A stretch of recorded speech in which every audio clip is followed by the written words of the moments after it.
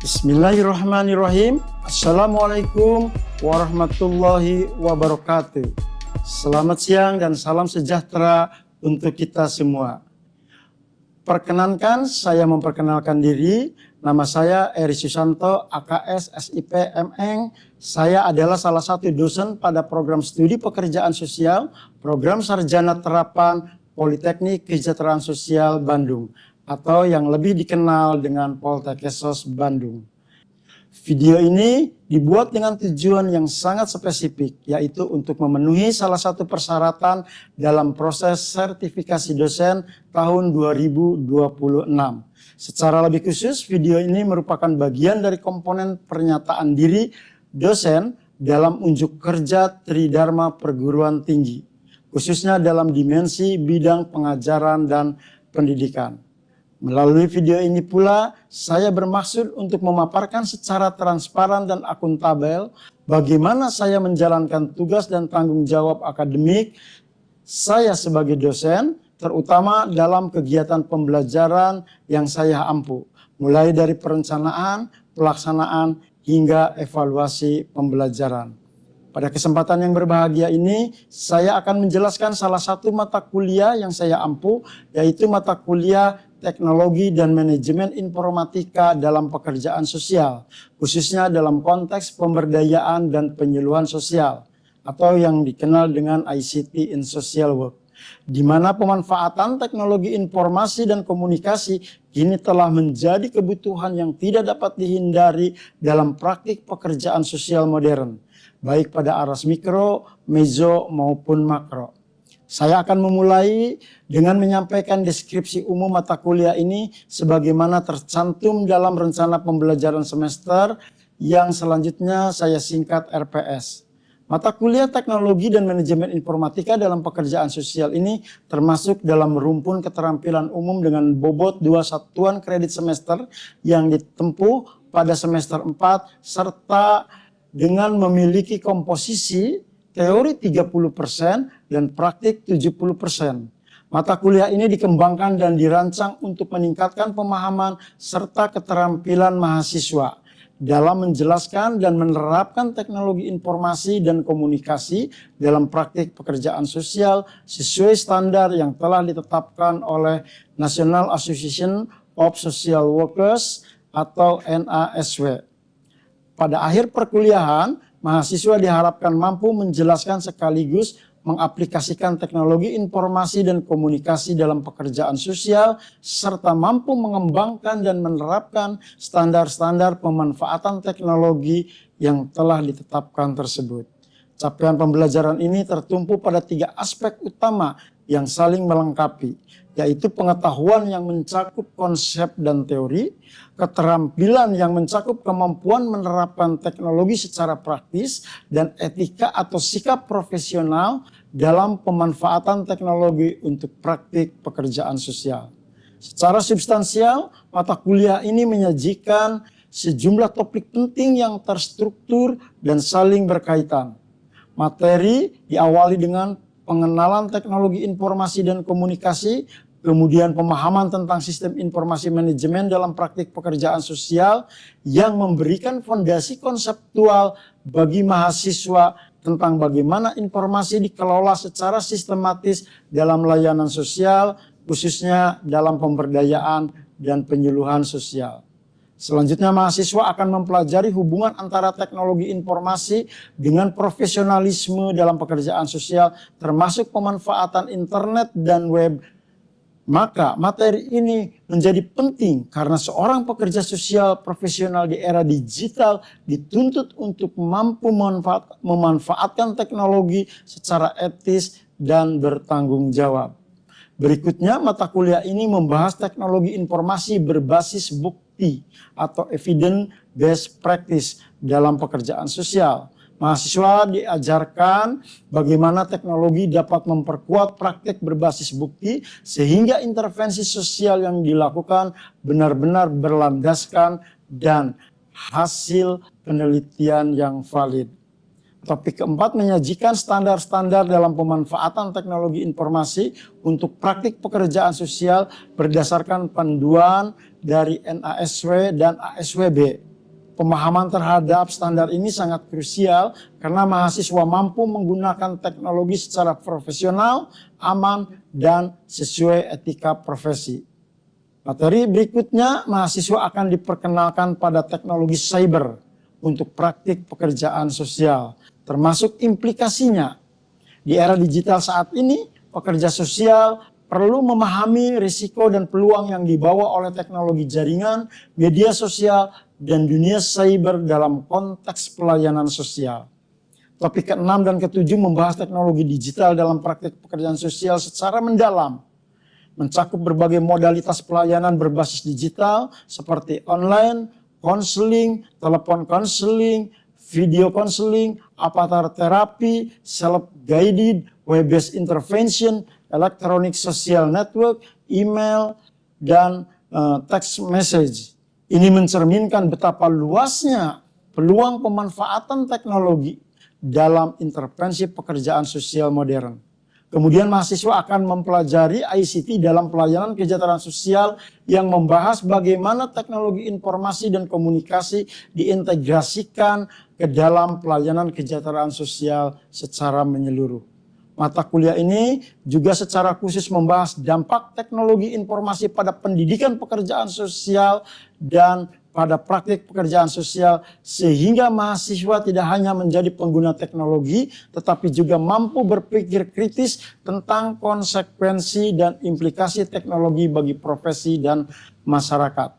Menjelang akhir perkuliahan, mahasiswa akan diarahkan untuk mampu menerapkan Sistem Social Welfare Services System atau SWSS dan Case Management Information System atau CMIS, yaitu sistem-sistem informasi yang secara langsung digunakan dalam pengelolaan kasus dan pelayanan kesejahteraan sosial di lapangan.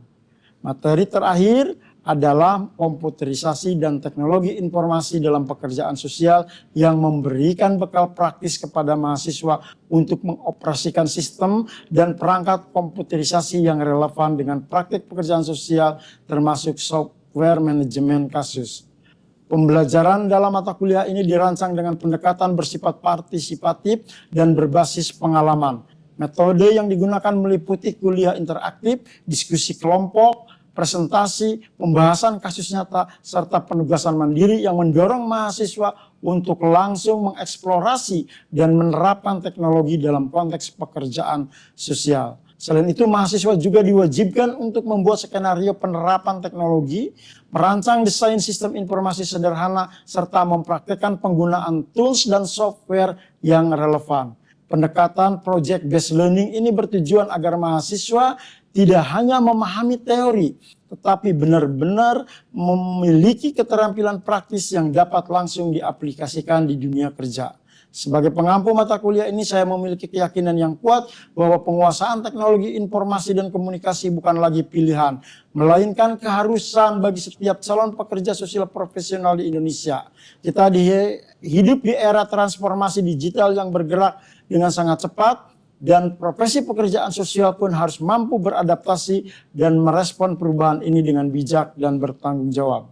Melalui mata kuliah ini, saya berupaya untuk tidak hanya mentransfer pengetahuan, tetapi membentuk karakter dan kompetensi mahasiswa yang kelak akan menjadi agen perubahan di bidang pemberdayaan dan penyuluhan sosial. Saya mendorong mahasiswa untuk berpikir kritis, berinovasi, dan memanfaatkan teknologi sebagai alat bantu yang powerful, bukan menggantikan nilai-nilai kemanusiaan dalam praktik pekerjaan sosial.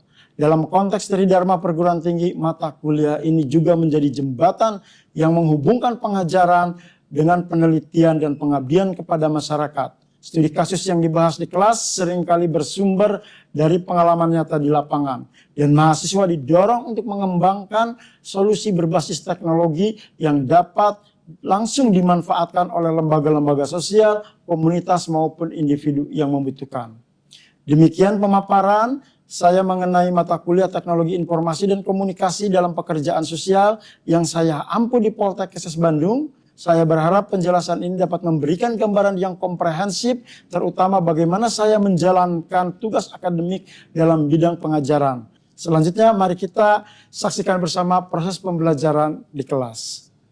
Baik ya, kita mulai untuk pertemuan yang kedua ini. Bismillahirrahmanirrahim. Assalamualaikum warahmatullahi wabarakatuh. Selamat siang dan salam sehat untuk kita semua. Alhamdulillah pada kesempatan ini kita bisa bertemu lagi untuk mata kuliah ICT for Social Work ya, teknologi informasi dan komunikasi untuk pekerjaan sosial. Di minggu kemarin kita sudah membahas sedikit pengenalan tentang teknologi informasi ya. Jadi saya kira teman-teman sudah sedikit ada gambarannya. Kira-kira ada yang bisa menjelaskan apa sih sebetulnya perbedaan antara teknologi informasi dengan teknologi informasi dan komunikasi ya. Karena kita dalam sehari-hari seringkali mendengar ya TI, teknologi informasi atau TIK. Nah itu ada perbedaan enggak? Ada yang bisa memberikan jawaban? Oh, silahkan. Terima kasih atas kesempatannya Bapak terkait dengan pertanyaan apa perbedaan tentang teknologi informasi dan juga teknologi informasi dan komunikasi. Itu ada keyword Pak. Yang pertama, kalau dari teknologi informasi itu memiliki kata kunci yaitu pemrosesan informasi.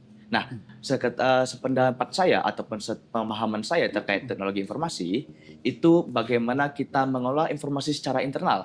Salah satu contohnya bagaimana kita mengetik, bagaimana kita mengedit video dan menyimpan filenya di dalam hard disk ataupun dalam file-file lainnya. Nah, kalau misalnya kita beranah kecukupannya di teknologi informasi dan komunikasi itu cakupannya lebih luas. Nah, ini berbicara cakupan. Nah, cakupannya bisa sebagai penyaluran informasi. Nah, contoh simpelnya adalah bagaimana kita mengirimkan Gmail ke rekan kerja, bagaimana kita mengirimkan foto ataupun video. Nah, simpelnya teknologi informasi dan komunikasi itu juga termasuk di dalamnya yaitu teknologi informasi. Jadi teknologi informasi dan komunikasi itu cakupannya lebih luas dibandingkan teknologi informasi. Begitu, Pak. Baik, terima kasih ya Saudara Michelle sudah memberikan gambaran ya, penjelasan kepada kita semua. Ada yang membantah atau tidak dari pernyataan itu? Betul apa betul? Betul. Ya luar biasa, berikan aplaus dong kepada Saudara Michelle ya. Nah, saya merasa senang ya kalau misalkan berarti apa yang sudah saya sampaikan minggu kemarin teman-teman memperhatikan apa yang sudah dijelaskan ya. Jadi memang seperti itu apa yang tadi sudah dijelaskan ya. Betapa hebatnya pengaruhnya teknologi informasi di dalam kehidupan kita sehari-hari, baik untuk kepentingan individu, kepentingan keluarga, maupun kepentingan pekerjaan ataupun organisasi ya, baik organisasi pemerintah maupun di dalam organisasi bisnis ya. Jadi tidak ada satu sektor pun yang tidak disentuh oleh teknologi informasi ini ya. Setiap orang pasti akan terpengaruh, setiap orang pasti akan terdampak dengan teknologi informasi ya. Kita akan lihat misalkan dalam kehidupan sehari-hari ya, yang sangat amat berbeda dengan tempo dulu dengan tempo sekarang. Kalau tempo dulu orang sebelum berangkat kerja, dia dengan secangkir kopi, secangkir teh sudah bisa moodnya naik bekerja. Sekarang sudah tidak bisa begitu lagi. Kalau dia tidak dulu membuka medsosnya, tidak membuka dulu WA-nya, tidak membuka dulu handphonenya, maka serasa ada yang hilang, ada yang belum dilakukan. Karena apa? Karena sudah semakin merupakan bagian dari kehidupan kita yang tidak terpisahkan. Nah, bagaimana kemudian teknologi informasi ini selain mempengaruhi kehidupan kita sehari-hari, juga akan mempengaruhi di dalam pekerjaan kita, khususnya nanti di dalam proses pelayanan pekerjaan sosial ya. Maka saya akan mengawali dulu pada pertemuan kita hari ini akan melihat ya apa itu tadi teknologi informasi, seperti apa bentuknya, seperti apa fungsinya, apa manfaatnya ya. Inovasi-inovasi apa yang bisa diberikan kepada kita semua khususnya nanti di dalam konteks pelayanan kesejahteraan sosial. Ya, baik saya lanjutkan. Ini fenomenanya seperti itu. Coba teman-teman bisa dilihat dimanapun ya. Petani artinya apa? Ini artinya bahwa kita semua masyarakat di seluruh pelosok pedalaman manapun sudah terimbas dengan adanya teknologi informasi ya. Tidak terkecuali dimanapun ya, di sawah, di rumah, di kantor, bahkan kemudian juga saking ininya ada yang di kamar mandi ya. Teman-teman ada yang pernah ke kamar mandi membawa handphone atau laptop? Pernah ya, ngaku ya. Pernah ya, saya juga pernah begitu. Bahkan bukan pernah lagi, beberapa kali ya. Karena apa? Karena memang nggak bisa lepas kehidupan kita, apapun janji kita ya terhadap teman, kolega ya, pekerjaan kita. Kayaknya selalu semuanya ada di dalam perangkat yang disebut dengan teknologi informasi dan komunikasi ya. Nah, ini beberapa fenomena ya, dari mulai sekarang ini balita ya yang disebut dengan Gen Z ya, generasi connected atau generasi Z ya, itu udah terpapar, sudah terpengaruh ya. Bagaimana tidak bahwa dari kecil, dari bayi mereka sudah mengenal ya, bahkan tidak sedikit anak-anak bayi ya sudah ketergantungan kepada teknologi informasi ini atau ketergantungan dengan gadget ya.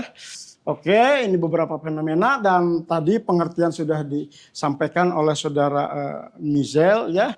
Intinya apa? Bahwa teknologi informasi ini ya definisinya ya. Definisi teknologi dari berbagai tadi pandangan para ahli dikatakan bahwa teknologi informasi dan komunikasi itu merupakan bagian dari pengetahuan.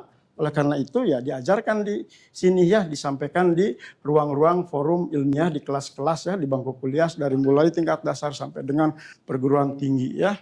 Oke, dan teknologi ya secara umum yaitu semua teknologi yang berhubungan dengan pengambilan, pengumpulan, pengolahan, penyimpanan, penyebaran, dan penyajian informasi dalam rangka pengambilan keputusan. Nah, kalau dari sini kita bisa melihat ya, kita bisa memetik ya substansi daripada teknologi informasi itu bahwa ya tidak terbatas pada perangkat bentuk apapun. Selama perangkat apapun itu, bentuknya apapun itu bisa digunakan untuk pengambilan, pengumpulan, pengolahan, penyimpanan, penyebaran, serta penyajian informasi. Itulah yang disebut dengan teknologi informasi. Ya, jadi bisa diketahui. Jadi bisa berbentuk apa? Laptop bisa kalau memang memiliki fungsi ini. Bisa berupa jam tangan enggak? Bisa ya. Kalau kemudian memang fungsi-fungsi yang ada di dalam yang disebutkan ini juga ada di dalam perangkat tersebut.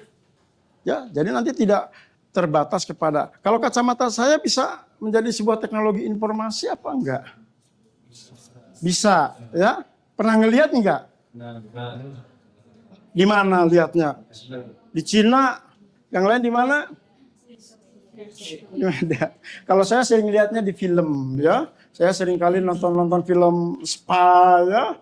Film-film yang berbau detektif gitu ya, itu dengan teknologi informasi bisa sebagai alat ya untuk melihat jarak, melihat mengkalkulasi, dan juga ada komunikasinya bisa langsung dilakukan itu dari sebuah kacamata. Karena kacamata ini juga bisa menyimpan data, memotret sekaligus, ya, mentransfer data juga ya, gitu. Tahu kan film Tom Cruise? Apa filmnya? Ada yang suka pernah nonton? Mission Impossible. Coba kalau lihat di situ ya, teknologi informasi bisa ditunjukkan di dalam pengertian itu. Karena di situ kita akan lihat berbagai macam bentuk yang tidak terbatas hanya pada perangkat laptop ataupun hanya pada perangkat handphone. Ya, oke, kita lanjutkan lagi saya kira ya. Nah, ini bentuk dan jenisnya, bahwa di dalamnya substansi ya itu yang tadi fungsinya itu ada 3 bagian. Ya, ada 3 bagian yang tidak terpisahkan yang nanti akan menjadi sebuah produk ya. Ada input, ada proses, ada output ya. Bisa berbentuk nanti hardware, software ataupun brainware ya. Mana yang paling penting? Semuanya juga penting. Oke? Ya. Dari sampai di sini ada yang mau bisa ditanyakan? Boleh ya, di perkuliahan saya sebagaimana saya sudah sampaikan sebelumnya bahwa setiap bagian yang sudah saya sampaikan teman-teman boleh Ya, saya akan sampaikan seperti itu. Setiap ini sampai dengan mengenal pengertian dan bentuknya. Ada yang mau ditanyakan di sini? Nggak ada? Kalau nggak ada, kita lanjut ya ke berikutnya ya. Nah, ini bentuknya bisa apapun ya, bisa arloji itu bisa kacamata juga ya, bisa berupa gelang juga ya. Kemudian nah, ini salah satunya yang sering teman-teman. Semuanya saya yakin di sini tidak ada yang tidak memiliki smartphone atau handphone. Atau ada yang nggak punya, pasti menangis, meminta merengek kepada ibunya, ya, kepada bapaknya. Coba acungkan yang tidak punya. Saya yakin tidak ada. Bahkan mungkin ada yang punya dua ya. Yang satu untuk belajar, yang satu untuk apa? Untuk bisnis apa untuk selingkuh? Nah, gitu ya. Nah, tidak sedikit ternyata teknologi informasi digunakan untuk hal-hal yang negatif. Oleh karena itu kita harus tahu nanti ya fungsi daripada teknologi informasi di dalam kehidupan kita sehari-hari ya. Nah, sekarang handphone yang teman-teman semua miliki ya, yang ada di depan di tasnya itu apakah merupakan komputer, alat komunikasi atau perangkat multimedia? Ya, silakan. Baik Pak, izin menjawab Pak. Kalau dari saya, menurut saya pribadi Pak, smartphone itu contoh nyata dari konferensi digital Pak. Jadi di dalam smartphone itu, di dalam satu itu ada beberapa fungsi yang disatukan di dalam satu perangkat. Misalkan tadi kan ada di situ ada perangkat multimedia, ada TIK ataupun perangkat komunikasi. Mungkin di dalam handphone ini Pak, seperti contohnya di dalam TIK-nya di sini ada kayak penyimpanan data. Oke. Di dalam perangkat komunikasinya di sini ada SMS ataupun WhatsApp yang bisa dihubungi, dan di dalam multimedianya di sini ada Instagram atau Facebook. Mungkin dari saya itu aja sih Pak. Oke, baik ya. Kita lanjutkan lagi. Selanjutnya tadi disampaikan oleh Mas Rizky bahwa handphone ini merupakan alat konvergensi digital ya. Nah, konvergensi digital itu artinya bahwa satu alat ini, satu handphone ini memiliki banyak fungsi. Tidak saja hanya sebagai alat komunikasi, tidak saja sebagai alat multimedia, tetapi makin banyak. Dan ke depannya akan semakin banyak lagi berbagai macam temuan yang bisa ditanamkan di dalam satu perangkat. Itulah yang disebut dengan teknologi konvergensi atau konvergensi digital ya. Oleh karena itu nanti akan semakin bertambah lagi ya di dalam handphone yang dimiliki oleh teman-teman ya. Kalau dulu ketika saya 20 tahun yang lalu memiliki handphone itu nggak bisa dipakai nonton, nggak dipakai hiburan, nggak bisa dipakai apapun kecuali hanya untuk nelpon aja, nggak bisa dipakai mengolah data dan seterusnya. Sekarang sudah bisa ya. Baik, kita lanjutkan. Ini yang disebut tadi konvergensi digital ya. Di dalamnya ada komputer sainsnya, ada telekomunikasinya untuk berkomunikasi secara jarak jauh, ada fungsi media and entertainment ya, ada fungsi multimedianya. Bisa teman-teman di situ dengerin radio, nonton film, drama, dracin, drabar gitu ya. Gitu. Ada yang berlangganan di sini? Suka drama Cina apa drakor? Drakor ya. Kalau saya sukanya drabar, drama barat ya, ada khusus drama barat. Any Real namanya ya. Silahkan berlangganan sambil belajar bahasa Inggris gitu ya. Gitu karena lebih banyak dan ya, tapi itu kontennya agak sedikit dewasa ya, jadi lebih baik ya, yang lain kalau Any Real itu ya. Nah, itu. Nah, kemudian ada juga istilah yang disebut dengan sistem informasi ya. Gitu. Ini sistem informasi ini tentu juga merupakan bagian yang tidak dipisahkan dari teknologi informasi ya. Ya. Tujuannya adalah untuk menghasilkan informasi ya. Teman-teman sudah tahu kan, ada si akad, ada siak, ada sike, si aku, si pro, si pem ya. Terus pasti bukan Simpedes juga. Ya, gitu. Jadi Simpatda ya, sistem informasi pendapatan daerah. Kalau di swasta Sipro ya, tahu Sipro, orang swasta pasti tahu sistem informasi produktif. Jadi semua berbagai proses bisnis itu sudah dikemas di dalam sebuah sistem informasi, ya. Proses bisnisnya itu semua dikemas di dalam sistem informasi sehingga bisa memudahkan berbagai macam pekerjaan kita, ya. Oleh karena itu nanti sistem informasi ini dianggap merupakan bagian yang sangat penting untuk memperoleh keunggulan kompetitif, ya. Yang mana disampaikan oleh Potter, ya, pakar teknologi manajemen, ya, pakar manajemen dan Miller, itu bahwa zaman sekarang ini kalau sebuah organisasi, kalau sebuah perusahaan gitu ya tidak memiliki sistem informasi, dia maka akan ditinggalkan, dia akan kalah bersaingannya, ya. Oleh karena itu dikatakan oleh Potter bahwa sistem informasi ini merupakan keunggulan kompetitif. Tahu keunggulan kompetitif?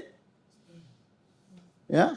Keunggulan kompetitif itu artinya bahwa apabila kita memiliki suatu alat, itu akan mengalahkan yang lainnya, ya, karena yang lain tidak memiliki keunggulan itu. Nah, kenapa sistem informasi itu merupakan keunggulan kompetitif? Ya, karena memiliki ini yang 5 ini. Dengan keunggulan kompetitif yang dikatakan oleh Potter, sistem informasi ini memiliki efisiensi nantinya. Sekali kita memiliki sistem informasi, maka seluruh proses bisnis, seluruh proses kerja akan semakin hemat sumber dayanya. Misalnya apa? Yang tahu? Ya. Misalnya kalau udah ada sistem informasi, kita tidak harus lagi meeting di Jakarta, kita harus meeting di Singapura, udah melalui Zoom saja, melalui Google Meet dan seterusnya, ya. Banyak ya platform ataupun sistem informasi untuk hal tersebut, ya. Nah, itulah akan memberikan efisiensi. Kalau tidak, bayangkan kita harus ke Singapura beli pesawat, waktu dan yang lainnya. Sekarang tidak perlu lagi rapat-rapat seperti itu.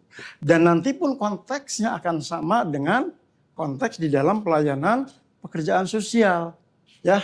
Itu efektivitas, hasilnya akan jauh lebih akurat, hasilnya akan jauh lebih valid, ya.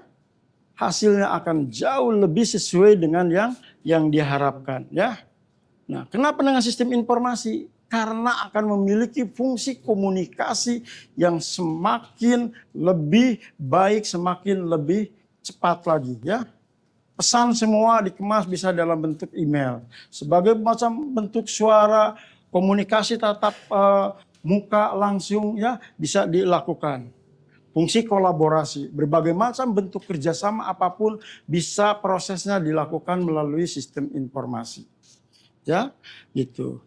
Dan memiliki kompetitif, ya, artinya bahwa setiap sistem informasi itu bisa berbeda satu dengan yang lain meskipun proses bisnisnya sama. Oleh karena ini nanti teman-teman kalau ketika udah bekerja harus dilihat bahwa sistem informasi tersebut apakah sudah merepresentasi semua proses pekerjaan apa tidak. Karena tidak sedikit di pemerintahan bahwa ternyata ini nggak dipakai, ini juga nggak dipakai, kan gitu, ya. Karena tidak merepresentasi, diganti lagi, diulang lagi. Coba sekarang misalkan si akad yang kita miliki udah berapa kali ganti, ya. 4-5 tahun sekarang aja udah 3 kali ganti. Ini yang terbaru, ya kan? Gitu. Ya, berarti ada selalu terus perubahan. Yang kenal dengan Windows? Kenal, ya. Microsoft? Wah, itu udah berapa kali, ya. Terus perubahan-perubahan itu semakin kesini semakin mudah, semakin banyak, semakin fiturnya. Oleh karena itu dari ini semua disimpulkan bahwa teknologi informasi akan memberikan dampak yang luar biasa, di mana nanti hasilnya akan lebih cepat, faster, akan lebih baik, better, dan akan lebih murah juga, cheaper, ya, gitu. Nah, ada yang mau ditanyakan sampai di sini? Ya, baik, kalau tidak ada yang bertanya, berarti sudah paham ya bagaimana pentingnya sistem informasi di dalam proses bisnis, ya. Termasuk nanti di dalam proses bisnis pelayanan pekerjaan sosial, ya. Kita lanjut lagi. Nah, ini sejarah dan lahir perkembangan teknologi informasi dan komunikasi, ya, yang sudah dimulai sebetulnya sejak abad ke-17, terus kemudian sampai lahirlah Univac ya, yang disebut dengan Univac itu komputer digital pertama yang diproduksi secara massal ya gitu. Dan bayangkan oleh teman-teman ketika dulu itu ada terbangun ya teknologi informasi seperti ini, harganya ya luar biasa ya. Sangat mahal sekali, seharga 566.000 US dollar, yang mana hanya terdiri dari 262 kilo word ya, satu word 2 bait ya itu. Nah dengan yang sekarang berapa kalau dirupiahkan, ada yang tahu? Tinggal dikali dengan rupiah sekarang kita yang anjlok 17, wah udah ya nolnya dari sini sampai ke alun-alun ya gitu. Oke, dilanjutkan lagi ya. Nah ini juga dari sisi teknologinya, ini dari sisi sistem informasinya juga ya, yang membangun ya sistem informasi tersebut juga ada berbagai macam platformnya ya, yang membangun teknologi perangkat lunaknya ya atau softwarenya, ini juga terus mengalami perubahan ya gitu. Nah ini beberapa sistem informasi yang ada yang sekarang dikuasai oleh Android ya gitu. Terus kemudian, nah untuk sampai tadi sejarah, ada yang mau ditanyakan? Saya Pak. Oh silahkan. Baik, terima kasih atas kesempatannya Bapak. Izin bertanya, teknologi apa sih yang membuat komputer itu bisa sekecil dan semurah sekarang? Terima kasih. Oke ya, teknologi apa ya yang sekarang itu bisa lebih baik ya dan bisa lebih murah ya itu. Nah sekarang ini luar biasa perkembangan teknologi dan terus akan semakin lebih kecil dan semakin lebih banyak yang ditanamkan di dalamnya ya. Bisa ribuan jutaan ya masuk ke dalam apa yang disebut dengan integrated circuit ya. Itu menampung bisa dibandingkan dengan yang dulu, sekarang semakin kecil lagi akan semakin besar lagi. Oleh karena itu perkembangan teknologi disebut ya melebihi semua perkembangan teknologi apapun di muka bumi ini. Ya, teknologi informasi perkembangannya disebut sebagai perkembangan yang loncatnya sangat jauh. 2 kali lipat ya. Gitu ya, apa yang dinamakan dengan jump rope. Tahu jump rope? Yaitu lompat kodok gitu ya. Jadi nggak merayap sedikit-sedikit naik, jadi selok itulah ya para ahli menyebutkan seperti itu. Sehingga bahwa dari sisi teknologinya ya, dari sisi sistemnya maupun dari sisi harganya akan semakin jauh lebih murah. Kenapa jauh lebih murah? Karena sekarang produksinya sangat masif, sangat banyak, sangat massal gitu ya. Bayangkan setiap orang sekarang semuanya memiliki, sehingga itu lebih murah gitu dibandingkan dengan dulu. Nah, hanya beberapa perusahaan pun tidak semua menggunakan, sehingga sampai misalnya tadi ya di harga untuk tab itu sampai 2.000 US dollar kali 17 berapa puluh juta. Sekarang dengan yang sama ya isinya begitu. Untuk Fujitsu tablet 512 GB, paling juga nggak nyampe 500 ribu rupiah. Artinya cuma berapa? 10-20 dolar udah nyampe. Dulu bayangkan 2000 ya tahun 2006 ya 20 tahun yang lalu. Berapa tapi kali lipat berapa ribu persentase lompatannya ya. Oke ya, ini untuk pada kesempatan ini kita akan melihat betapa pentingnya teknologi informasi ya. Yang terakhir ini untuk pertemuan kita membahas bagaimana teknologi informasi ini memiliki suatu fungsi yang powerful, yang luar biasa di dalam berbagai macam kehidupan ya. Di pertemuan nantinya kita akan melihat fungsi teknologi informasi dalam konteks pelayanan pekerjaan sosial ya. Nah, sebelum masuk kepada konteks pekerjaan sosial, kita lihat dulu di dalam fungsi sehari-hari baik untuk kepentingan pribadi, kepentingan organisasi ataupun pekerjaan, baik di pekerjaan private maupun di pekerjaan pemerintah. Ya, ini fungsi teknologi informasi ini ya hampir semua ada di semua platform teknologi informasi dan komunikasi. Apa itu? Yang pertama adalah memiliki fungsi komunikasi. Perangkat apa teknologi informasi yang tidak memiliki komunikasi? Tidak ada sekarang. Ya, handphone bisa nelpon, apalagi emang tujuan pertamanya handphone dibuat itu adalah untuk berkomunikasi. Laptop ada, ya, bisa berkomunikasi, bisa langsung tatap muka, bisa langsung Zoom dan seterusnya, ya. Jam tangan bisa sekarang, ya, dimana kalau tadi memiliki fungsi secara teknologi, ya, fungsi penyimpanan, fungsi penarikan gitu, ya. Nah, oleh karena itu semua sekarang teknologi informasi itu memiliki fungsi komunikasi. Yang kedua fungsi informasi, ya, bagaimana sebuah data gitu, ya, data itu diolah betapapun rumitnya bisa dibuat menjadi sangat sederhana, menjadi informasi yang sangat mudah untuk dibuat dan menjadi sebuah keputusan yang sangat cepat dan tepat, akurat, ya. Nah, itu informasi. Ini juga sama, ya, komputasi, ya. Awalnya memang sejarahnya tadi sudah saya sampaikan bahwa teknologi informasi sebagai alat untuk menghitung, mengkomput, ya, mengkalkulasi, yaitu dari lahirnya kalkulator, ya, lahirnya yaitu komputasi.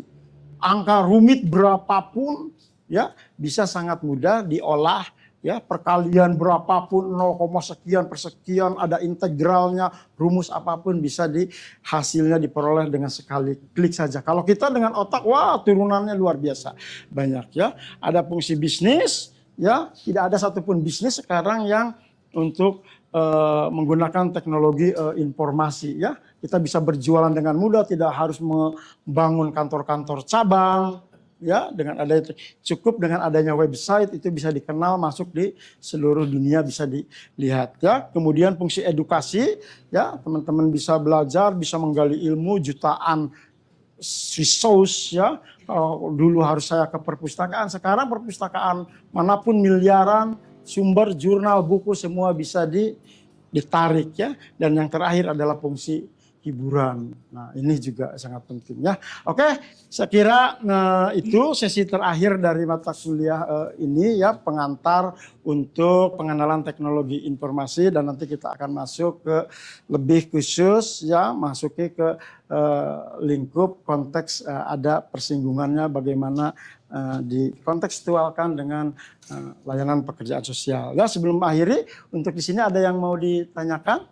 Saya Bapak izin bertanya, apakah dalam fungsi TIK itu bisa terjadi tumpang tindih, dan apakah dalam metode belajar online itu merupakan edukasi, komunikasi, atau justru informasi?